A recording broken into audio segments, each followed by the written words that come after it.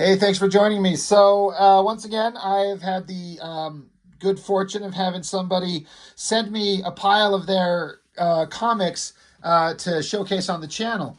And so, this is the one of the more recent ones. I got this from a gentleman named Max Rex, and he said he was going to send me a pile of stuff. He wasn't kidding. I've got this whole pile of stuff from him. Let me see if I could spread them out. There's like 13 issues of these things that he's made. And they're smaller than kind of your standard comic book format, obviously. Black and white, kind of self-published. A guy he's got something to say, and he's got a creative voice. We're not going to look at these ones right now because there's so much so we're not going to look at this video. This will be for a different video. I just wanted to showcase that Max Rex here, he has got quite the pile of work. And it's just always nice to see somebody who likes to create comics and throws all in and is going to create work and have something to say and a body of work to show you. But if I'm not going to show these, what are we going to look at? Well, I'm going to take this pile of stuff, set it aside. In addition to all of that, he sent me this. Kind of more standard, traditional comic book size, American comic book format, STARCRASHER. Front cover and then back cover.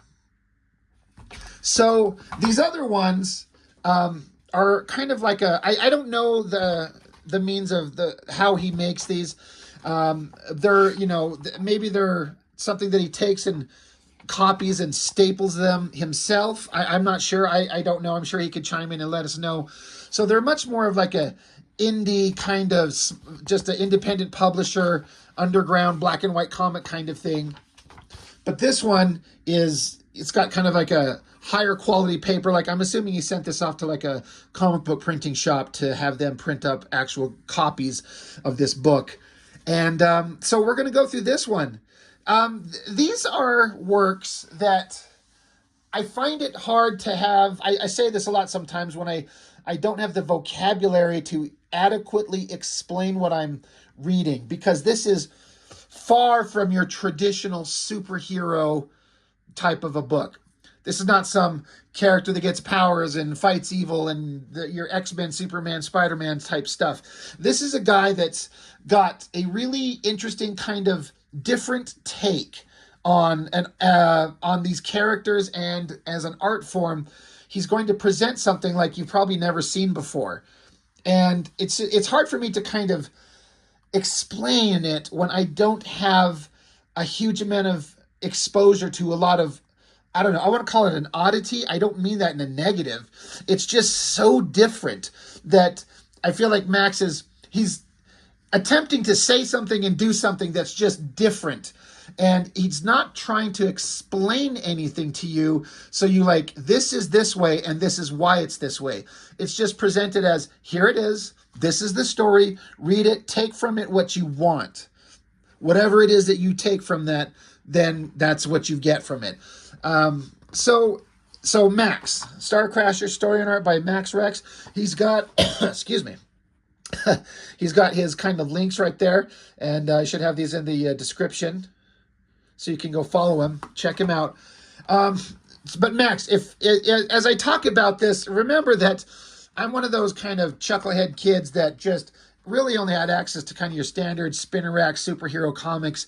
And I feel like, I don't know, I always come back to anybody who makes comics, I'm sure has seen that Kevin Smith film Chasing Amy, where Holden McNeil wanted to do a personal work, and he was asked by somebody, when are you going to do another more personal work? And he said, when I have something personal to say. And I feel like Max only has personal things to say. That's it. And I applaud him for that. This is such an interesting, odd kind of work.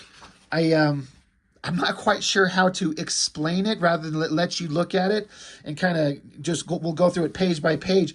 Start out with kind of like a tree, a swing in like a fall setting, character in a jacket, leaves falling, a voice saying, come on, sweetie, it's time to move on. It says chapter 1, fall. And then over here, we've got, it just says things change. And you see a hand, like an adult hand taking the little girl's hand.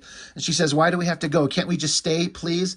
And it says things change again and again and again and again, showing how this girl is being taken and raised as she gets older in all kinds of different areas of the world. Like, I'm sorry, I was like, I, I was trying to say, like, I think I know what this landmark is, but I'm going to embarrass myself by saying it's the wrong thing. But it's very obviously a different setting with each panel, and she gets older as she goes. And this is RFK High School, 1980.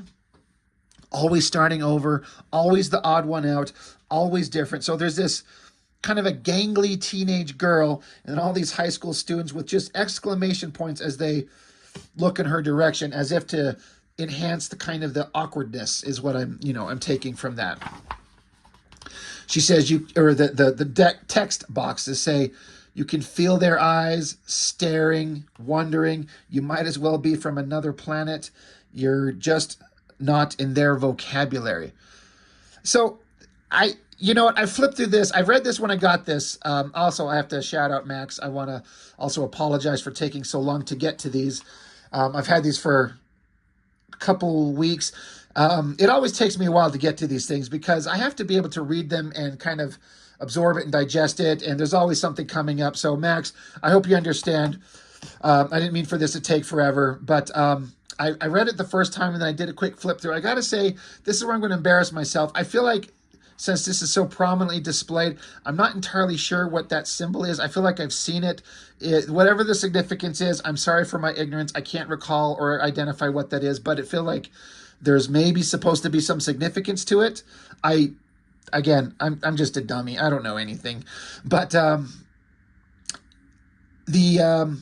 the kids, the teenage kids, observing this girl just like they're just staring at her, wondering, and just you feel like kind of like a weird isolation with her. And then this is, the comic goes into some weird places here. Eventually, acceptance comes, a turning point when they join your ranks. Most will just follow, but others can get overzealous. So it's interesting, this little kind of this image here kind of added in there that wasn't probably in the drawing, something added after the fact. But there's a guy coming at her with a knife in the background. Freaking stabs her. It's interesting that there's an image of a heart that's bleeding. So is it supposed to imply that he stabbed her in the heart? It says nothing lasts forever. She says, what the hell are you doing? And then these panels down here where the stab wound, the blood becomes more and more and she fades out. You just see her hand. And again, I see in this hand, it's like the blood is in the shape of a heart. Again, I don't know if I'm just like Rorschach test, kind of like seeing what I want to see in it, or if that's supposed to be the same kind of implication there. So she's sitting here saying, he just stabbed me, as the guy's there with his evil cackling face in the background. And again, you can already tell this comic's going in weird places. Like, it's very non-traditional. It's like, it's going to some weird places and we're just along for the ride. So it's like she starts growing and getting taller. She's already kind of portrayed as a very tall girl, but she starts getting taller. Oh, pardon my hiccup. Bursting up and through the sky, this giant girl in some kind of bikini and arm warmers and leg warmers above all these kids. Chapter 2, Winter. It's like she's leaving the planet. I love these spacey scenes with these lines coming out, the kind of the galaxy kind of space designs in the background there. Says, you are now ready to join us. This may be astonishing. So she's leaving Earth, rocketing through space. Again, it's not exactly going out of its way to explain anything to you. We're just, let's see where we go. And then it's just it's as far away from like traditional superhero cartooning or comic book art as you could ever find. It's more cartooning. It's more about expressiveness and getting ideas across and emotions.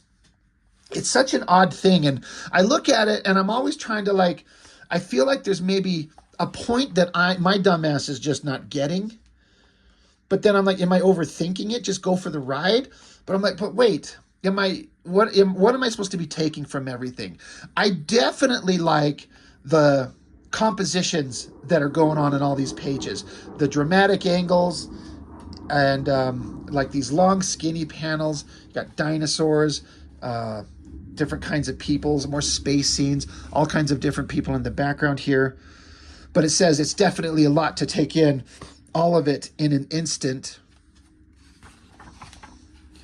And then again, I'm just trying to like, so I'm seeing like what looks like some kind of weird otherworldly space god that whose body is space itself, reality itself. I don't know.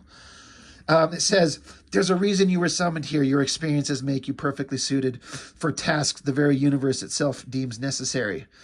So she says, am I dead? This can't possibly be real. So I feel like there's a lot of work that goes into these pages, and a lot of thought. It's very thoughtfully done.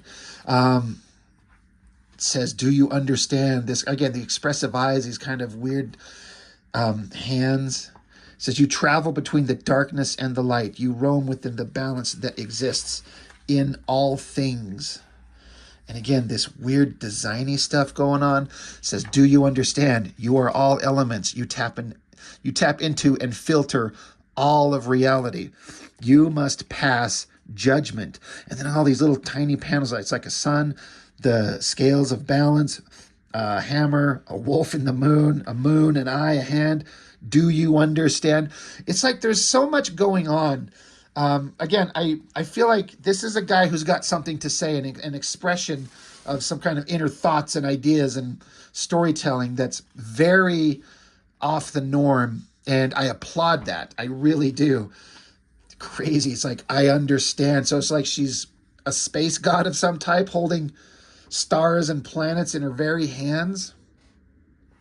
Chapter 3, Spring. Another wild kind of planet in the space background, zipping down to a planet. I mean, I don't know if it's not necessarily Earth. It says somewhere else. And then rocketing into the atmosphere, some figure sees, holy crap, did you see that? This other guy's conked out, sleeping. His buddy wakes him up. Hey, what's wrong? Boom, an explosion in the distance. The lettering, the hand lettering on the board, incorporating it into the artwork. I think this boom is fantastic, with the blast lines emanating from a central point. That is really cool. My brain doesn't think like that. This is a guy who's got a deeper understanding of kind of integrating the storytelling into the lettering, the art, the borders, the panels. I feel like I need to take some lessons here. Really interesting. And then it's like, after the explosion, like these reverse silhouettes, and they have nothing to say. Like they're almost kind of flabbergasted. Like, wait, I see it now. He's like, get on. So they jump up onto some kind of like hover machine, something like that. They're going to go see what it is. And there she is, like laying on the ground. They're like, now where do you suppose she's from? He says, let's dig her out, load her onto the gurney. The Archduke Londero will pay good coin for this. So, okay. And then we got like a odd futuristic city. I love these odd futuristic city buildings. They look like cactuses, actually. I was wondering if that's the intention. I only kind of noticed that just right now looking at it, the way that they come up and arc out, and they look like desert cactus.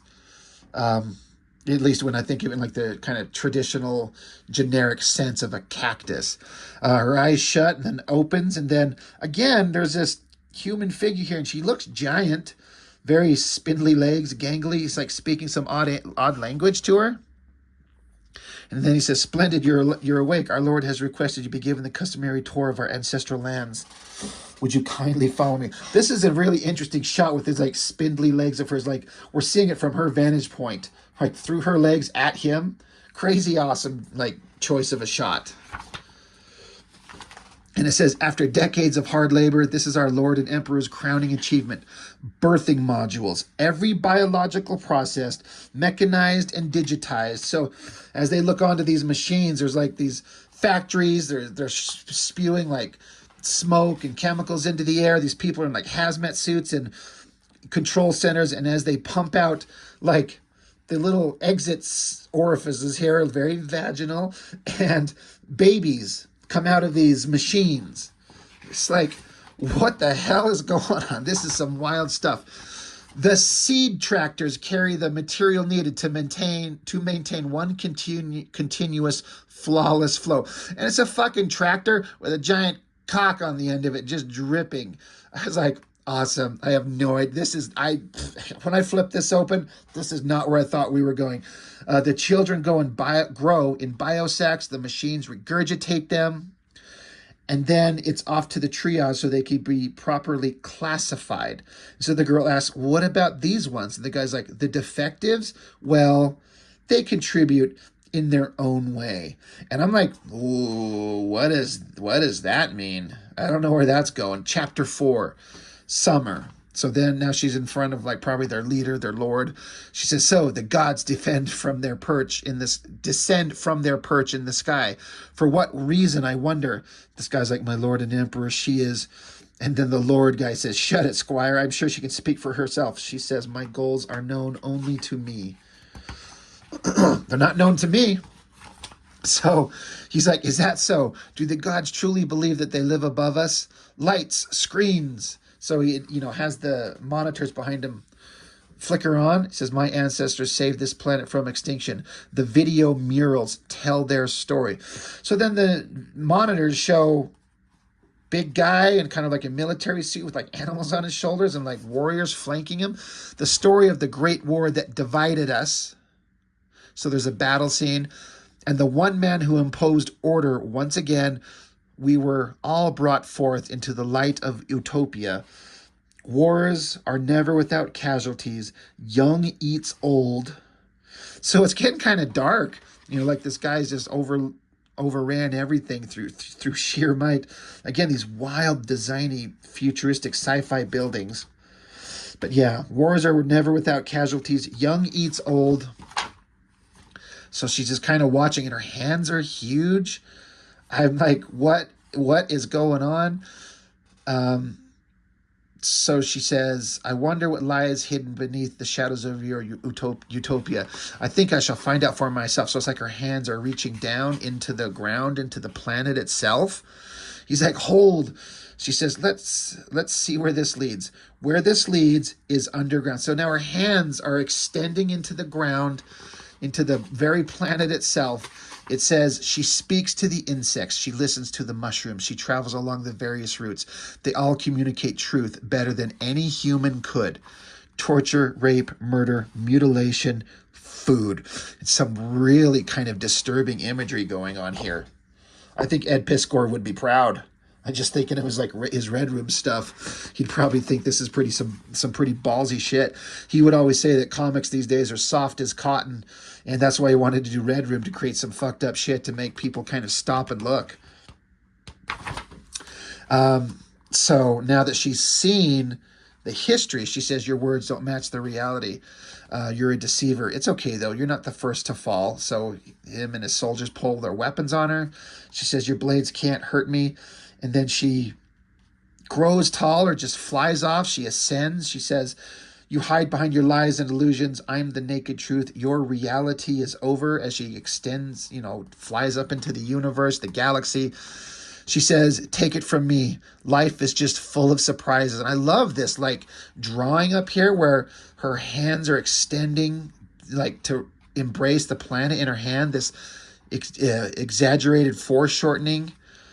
She grasps the planet and then it like lights up and she's changing the world. Another like boom sound effect panel. Really neat. Lots of cool energy. She says, done. Balance. Even if it's only for a little while. And then she says, let's try this again. And then continues into space. The end. Such an odd, weird kind of story. I don't even know how to kind of explain it. I think it's neat. I would never be able to come up with something like that. This is somebody that has a really interesting idea that they wanted to share and put out there. And just to have something that feels so completely different. I couldn't tell you why the girl's in like almost naked, except for the little bikini thing and the arm warmers, leg warmers. But it's an interesting design. Now she's like a space god, righting the injustices and the off balance kind of nature of some worlds. I don't know how to explain it. I really enjoyed reading it because it was such an odd visual experience. Like I kind of want to draw this girl, this character now.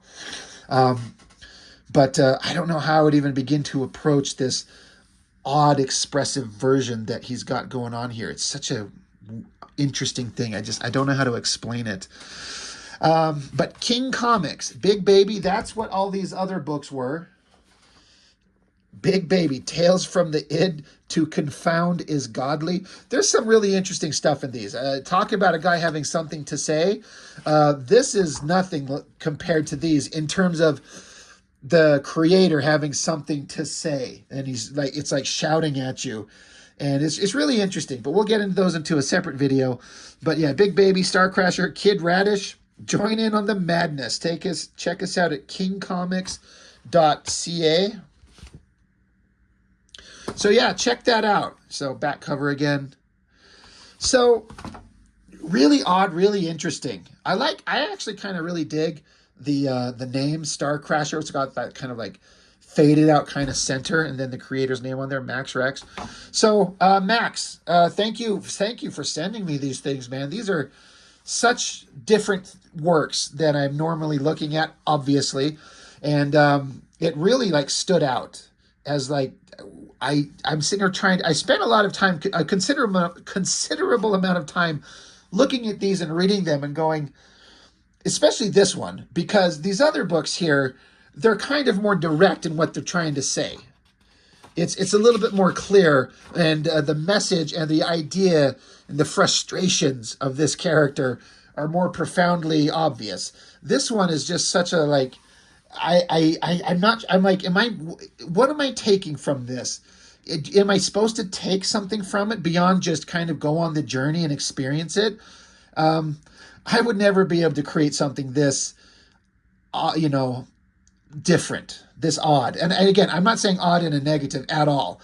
I mean, I create comics, but I just only create kind of your standard action adventure type stories, and I hope that I do it in a way that interests people. And so far, I've been kind of lucky with the feedback that I've gotten, but I don't think I have it in me to create something that's just so profoundly different and have something to say and just put it out there and be like, here's this different thing. Just look at it, take from it what you will. So I don't know, Max, you've really created something interesting here. I will get to these other books. There's 13 of them. Now, each one is not particularly huge, so it should, it's not like it's like each book is a massive novel, but if you look at them all, it's quite the thick body of work. So it's something interesting that we'll definitely get into. I had several good laughs inside these at the humor and the interesting concepts, but we'll get to those. But anyway, I guess that's all I've got to say about this one. So I enjoyed this a lot. Thank you, Max. I appreciate it so much. And like I said, we'll get into the other ones soon enough. But I wanted to get this one out there before you thought that I forgot everything and then you get mad at me. I'm just kidding, man. But thank you. I appreciate it. And then thank you, everybody, for watching. And I appreciate it. And I'll see you on the next one.